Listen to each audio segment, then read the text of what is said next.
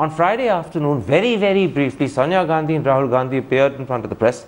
They must have been there for a total of 2 or 3 minutes, full stop. They refused to take any questions. They spoke peremptorily, and then they left. And the people of India were stunned. They said, at this moment of utter debacle, we expect the Congress president and vice president to be more forthcoming, more open, to be more self-critical. But they spoke in 2 sentences and left. Does that not suggest that they are in denial, or at least in shock? No, it doesn't suggest they are in denial. It suggests that 1 hour after the results or 1 hour before the results, they really do not feel like going into issues. So what are the questions to be asked? Were they in shock? Well, they must have been in surprise. In shock, actually. Well, whether you want to call it surprise or shock, I'd say they were in surprise, because as much as I was surprised, they would have also been surprised. Let me quote to you one of the 3 sentences Rahul Gandhi spoke in front of the press. He says, I hold myself responsible for what happened. And people say, all right, fine, what next? If you hold yourself responsible, will you resign? No, responsibility doesn't mean resigning. Responsibility also means engaging in what went wrong. He has been engaging for 5 years. No, that's absolutely wrong. He only came into the forefront in the last 8 months. Let's not get these facts wrong. Because I've answered this before in another forum. Rahul Gandhi came into the forefront 8 months ago. Let me put it like this. All over the world, when a party leader leads his party to such a debacle, he accepts responsibility, resigns, so that someone else with a cleaner record can take over. When a cricket captain leads his country to a series defeat, he resigns, he's removed, a new person takes over. Cricket is not politics. Why should it be different for Rahul Gandhi? Well, politics is not cricket, and cricket is not politics.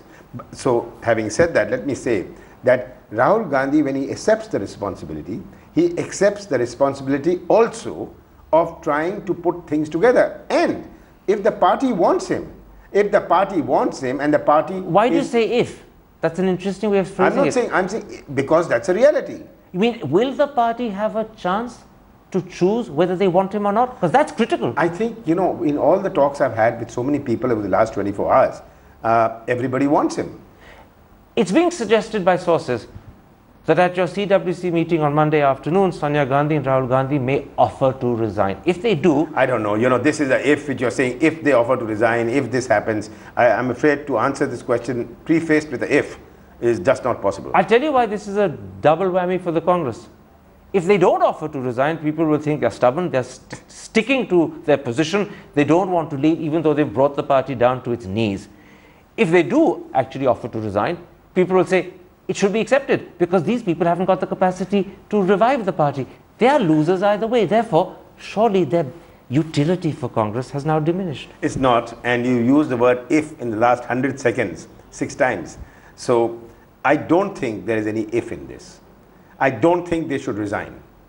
And I think they Is that Kamal Nath, the politician, speaking honestly? Or are you saying it because in Congress you can't say anything else? No, of course, I would have said it. I really don't think they should resign. I really think both of them, this applies both of them should not. And I feel, and I strongly feel, that they should now get all state units together. They should get party people together and do some serious introspection, reflection, and how do we really change with the politics of this country. Are you sure Congress won't appoint yet another A.K. Antony committee, as you've so often done, and shelve the issue? I think the time of committee is over. What we need to do is to really have a very interactive and engaging session which brings it out, not having 1,000 people, but having at least 40, 50 people, 60 Do you think you need a fresh election for the Congress president, an election for the vice president, which didn't happen when Rahul Gandhi got appointed? Do you think that's the starting point? No, that will happen. That's provided in our constitution. That will happen in any case. It didn't happen for Rahul Gandhi when he became vice president. No, because there is no provision of a vice president. It's the prerogative of the president to appoint a vice president. But now that you're virtually building yourself up from the floor,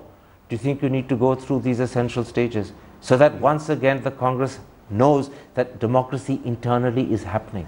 I think there's no need for that. There is an election. There is an election to the Congress president. It has happened in the past. It will happen in the future. Do you think it should happen nearer the time now? Sooner? Well, it's due. I think it's due sometime this year in any case. It hasn't happened for at least 10 years. Oh no, come on. It happened 3 years ago or 4 years ago. No, it hasn't happened for 10 years. No. It's now the Election Commission compels you to have an election. One last question. Do you think the time has come for Priyanka Gandhi to play a bigger role?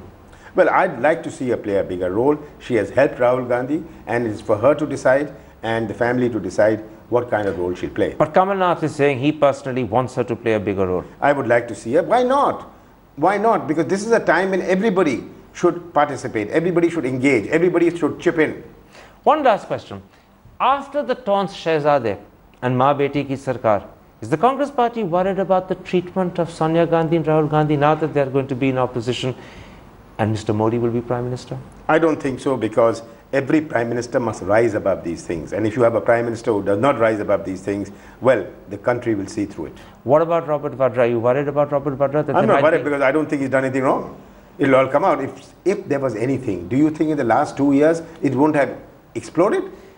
Whenever Congress starts making genuine, serious efforts to revive and recover, it always wins again very quickly. No, do you think you have to begin by distancing yourself from Robert Vadra, because that was part of the baggage that dragged you down? There was nobody who was close with him. The party, he was not engaged with the party. He's the son-in-law of Sonia Gandhi, the brother-in-law of Rahul Gandhi, the husband of Priyanka Gandhi. What do you mean there's no one who's close to him? But I'm saying there is no one in the party. It's not that he participates in party His affairs. His shadow looms over your party. I don't think there is any shadow. I think that's completely wrong. So Vadra wasn't part of the problem? No, he was not part of the problem at all.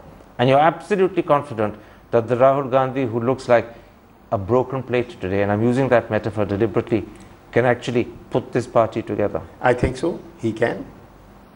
How many weeks, months do you plan to give him before the party decides it ain't working? Ah, come on. I don't think that at all. So he's got a carte blanche? Of course, he's there. And the people in our party want him. All right, Kamal Nath, a pleasure talking to you. Thank you very much indeed.